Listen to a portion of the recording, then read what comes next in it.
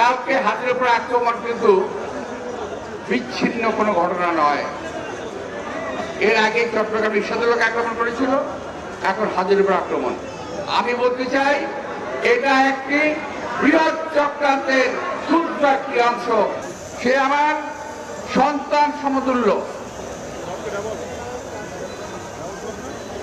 আমার সন্তানের বয়স, বড় সন্তানের বয়স এখন 39 বছর বয়স। হাতির বোধহয় 35ও হয় নাই।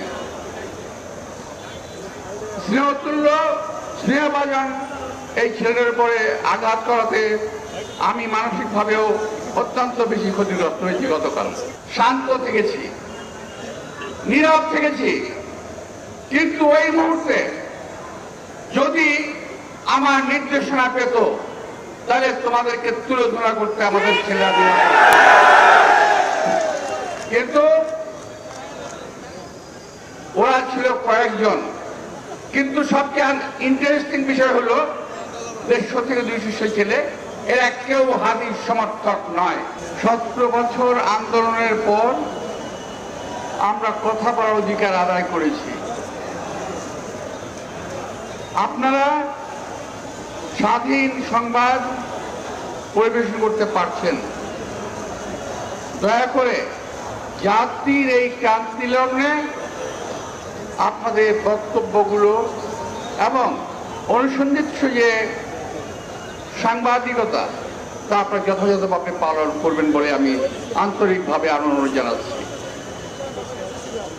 প্রিয় ভাইরা, গতকালে ঘুরে যাওয়া দুর্ভাগ্যজনক এই ঘটনাটির আমি তীব্র নিন্দা করছি। হাদি একজন প্রার্থী হতে পারে ঢাকা 8-এর। সে আমার সন্তান সমতুল্য। আমার সন্তানের বয়স, বড় সন্তানের বয়স এখন 39 বছর বয়স। হাদির বোধহয় 35ও হয় নাই। স্নেহতুল্য, স্নেহভাজন এই ছেলের উপরে আঘাত করাতে আমি মানসিকভাবেও অত্যন্ত বেশি ক্ষতিগ্রস্ত হয়েছি গতকাল। প্রিয় ভাইরা, আমাকে সবচেয়ে প্রথম ফোন করেছে রিজভী আহমদ। আপনি এখন কোথায়? আমি বললাম যে ভাই আমি যাচ্ছি। মানে হ্যাঁ, আপনাকে যাওয়ার জন্য ফোন করেছিলাম। অর্থাৎ ওই মুহূর্তে রিজভীর ভিতরে একটা ঝড় তুলেছে। সে বিশেষ কাজে ছিল, বোধহয় যেতে পারে নাই। আমাকে বললো আপনি একটু যান। তখন আমি মোটামুটি অলমোস্ট চলেই গেছি ওখানে। আমি সবচেয়ে প্রথমেই হাতির উপরে এই আঘাতের তীব্র নিন্দা প্রতিবাদ জানিয়ে বলতে চাই, এই আঘাত হাতির উপরে নয়, এই আঘাত বাংলাদেশের মানুষের গণতান্ত্রিক অধিকারের উপরে, এই আঘাত বাংলাদেশের সার্বভৌমত্বের উপরে, এই আঘাত বাংলাদেশের স্বাধীনতার উপরে। প্রিয় ভাইয়েরা, এটাকে আমাদের প্রতিরোধ করতে হবে। এই অপশক্তির কালো হাত ভেঙে দিতে হবে। এদেরকে দাঁত ভাঙার জবাব দিতে হবে। আমি একটি কথা শুধু বলি, যেটা রিজভী আহমদ সাহেব বলেছেন, হাতি গুলি উপর গায়ে গুলি লেগেছে 2:15। ঠিক 2:30টার সময় ফেসবুকে পোস্ট আসলো, সবাই গিয়ে যেখানে আছে ঐক্যবদ্ধ হও, কোন একটা বাসায় যেতে হবে, ইট খুলে নিয়ে আসতে হবে। ভাবতে পারছেন ব্যাপারটা কত পরিকল্পিত? এটাকে আরো সংহত করেছে। আমি যখন হসপিটালে যাই তখন তারা আক্রমণাত্মক স্লোগান দিচ্ছিল। আমি ভাই ঢাকার ছেলে, আমি ঢাকার রাজপথে মিছিল করে বড় হয়েছি, আমি ঢাকার রাজপথে আন্দোলন করে বড় হয়েছি। আমার বয়সটা একটু বেশি হয়ে গেছে। শান্ত থেকেছি, নীরব থেকেছি, কিন্তু ওই মুহূর্তে যদি আমার নির্দেশনা পেত তাহলে তোমাদেরকে তুলে ধরা করতে আমাদের ছেলেরা দেওয়া। কিন্তু ওরা ছিল কয়েকজন। কিন্তু সবচেয়ে ইন্টারেস্টিং বিষয় হলো 150 থেকে 200 ছেলে, এরা কেউ হাদির সমর্থক নয়। এরা বিশেষ একটি রাজনৈতিক দলের অঙ্গ সংগঠনের কর্মী আছে। ভাই, আমি যাওয়ার পরে যখন ভিতরে গেলাম, তখন হাদিকে নিয়ে যাচ্ছে স্ট্রেচারে করে অপারেশন থিয়েটারে। আমি অপেক্ষা করলাম, প্রায় 1 ঘন্টা বসে থাকলাম। এর মধ্যে কিছু বেয়াদব ছেড়ে পেলে অনেক বেয়াদবি করলো। যাই হোক, আমার সঙ্গে যারা আমার সিকিউরিটি ছিল, আমার লোকজন ছিল, তাদেরকে বললাম তোরা শান্ত থাকো, হসপিটালের ভিতরে যদি কোনো রকম ঝামেলা হয় সেটা চিকিৎসা ব্যাহত হবে, চিকিৎসা ব্যাহত করা যাবে না, ওকে বাঁচানোর ব্যবস্থা করতে হবে। আর যারা মব সৃষ্টি করেছিল তারা চেয়েছিল হাদি ওখানেই মারা যাক, আর আমরা চেয়েছি আল্লাহ তাকে বাঁচিয়ে তুলুন, ছেড়ে তুলুন, দীর্ঘায়ু দান করুন। প্রিয় ভাইরা, অনেক ষড়যন্ত্র দেখেছি, এদের ষড়যন্ত্র 71-এ দেখেছি, এদের ষড়যন্ত্রের কথা শুনেছি, 47 সালের কথা শুনেছি, 71, অতঃপর 86, 90, 91 সকল সময় এই দলটি একটি ষড়যন্ত্রের সঙ্গে জড়িত থাকে। ষড়যন্ত্রবিহীন এই দল কখনো চলতে পারে না।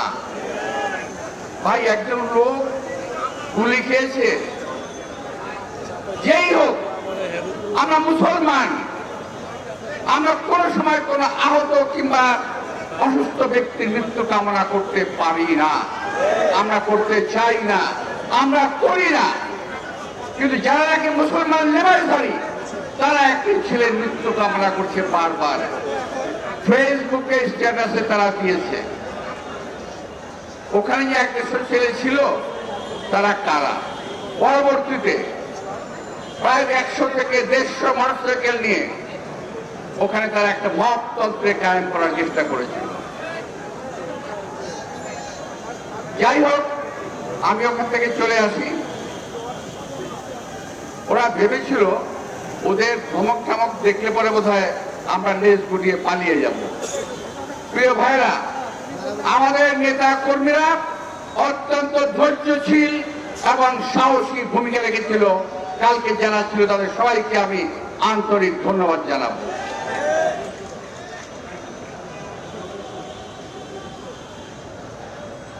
প্রিয় ভাইরা, আমি জীবনে অনেক নির্বাচন করেছি, অনেক অনেক, একটা দুটো না। আমার জীবন নির্বাচনে বহু প্রার্থী ছিল।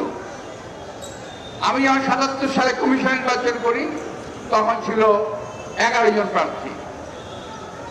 91 সালে নির্বাচন করি, জামাত ইসলামীর আব্বাস আলী খান, মুজাফফর হোসেন পল্টু সহ আরো বহু প্রার্থী ছিল।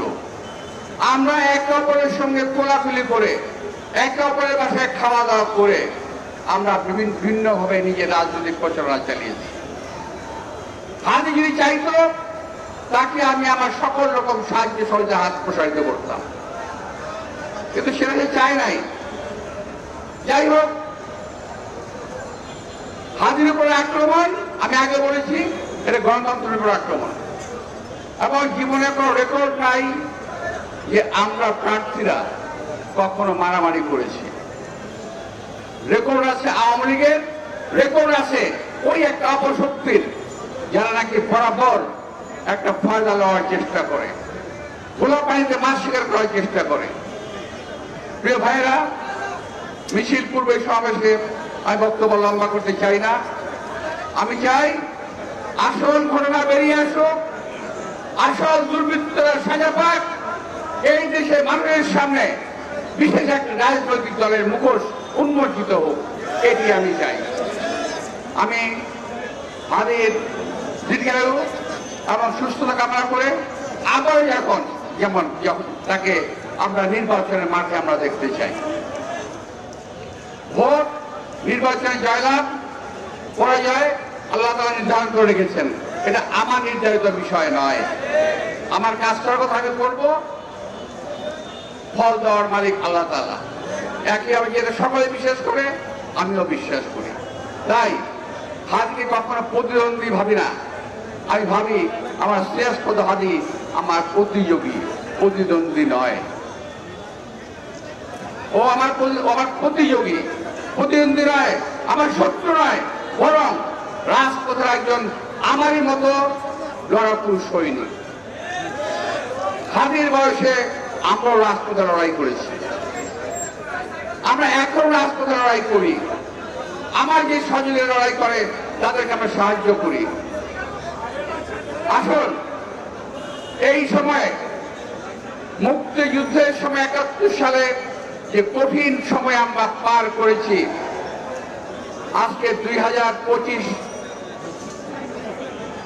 সালেও তার চেয়ে বড় সাংঘাতিক সময়, বড় মারাত্মক সময় আমরা এখন পার করছি। আগে শত্রু ছিল একটি, এখন বহুমুখী শত্রুর আক্রমণে জর্জরিত বাংলাদেশ। আসুন, বহু শক্তির আক্রমণ থেকে বাংলাদেশকে আমরা রক্ষা করার চেষ্টা করি, যেমনি আমরা ৭১ সালে করেছিলাম।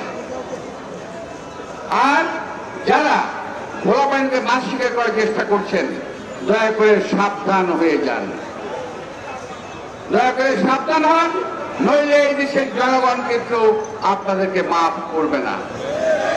নির্বাচন করছেন, নির্বাচন করেন, যদি নির্বাচন জয়লাভ করেন ছেড়ে উঠে দেব, হেরে গেলে আপনারা মেনে নেবেন, এটাই স্বাভাবিক।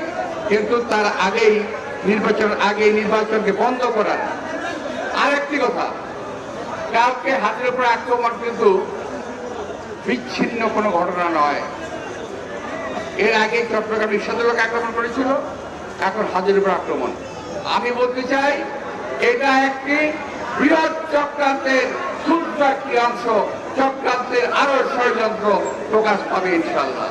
আপনাদের সবাইকে আন্তরিক এবং ধন্যবাদ জানিয়ে বক্তব্য শেষ করছি। আল্লাহ হাফেজ।